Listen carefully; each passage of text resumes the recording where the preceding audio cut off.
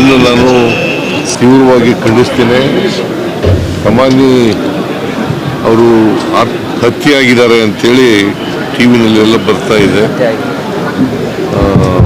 ಇದು ಖಂಡನೀಯವಾದಂಥ ಇದ್ದು ಮತ್ತು ಅವರ ಆತ್ಮಕ್ಕೆ ಚಿರಶಾಂತಿ ದೊರಕಲಿ ಅಂತೇಳಿ.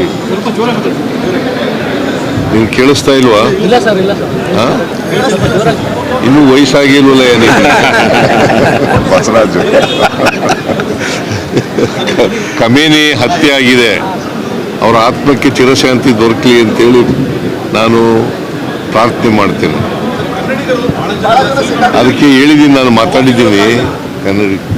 ನಾನು ನಮ್ಮ ಚೀಫ್ ಸೆಕ್ರೆಟರಿ ಜೊತೆ ಮಾತಾಡಿದ್ದೀನಿ, ನಮ್ಮ ಪ್ರಿನ್ಸಿಪಲ್ ಸೆಕ್ರೆಟರಿ ಜೊತೆ ಮಾತಾಡಿದ್ದೀನಿ, ಡೆಲ್ಲಿಯಲ್ಲಿರ್ತಕ್ಕಂಥ ನಮ್ಮ ರೆಸಿಡೆಂಟ್ ಕಮಿಷನರ್ಗೂ ಕೂಡ ಮಾತಾಡಿದ್ದೀನಿ.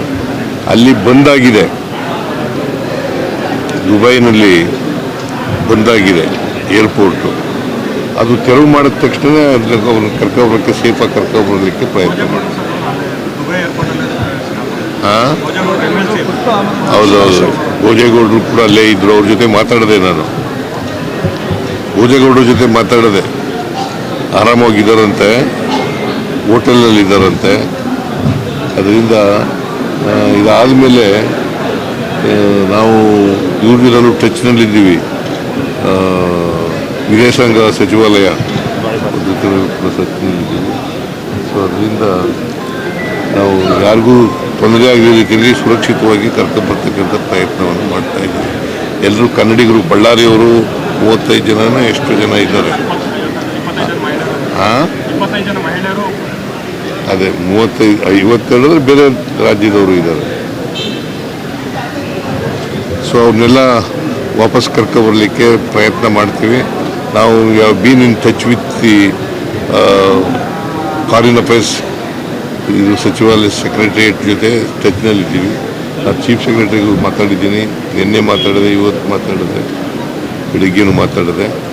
So all our Indians are safe in Dubai. ಅದೆಲ್ಲ ಬಂದ್ಮೇಲೆ ನೋಡಿ.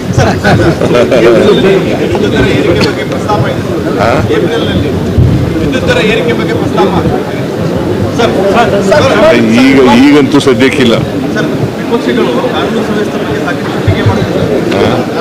ವಿಪಕ್ಷಗಳಿಗೆ ಬೇರೆ ಏನು ಕೆಲಸ ಇಲ್ಲ, ಇವ್ರಿಗೆ ಕೆಲಸ ಇಲ್ಲ.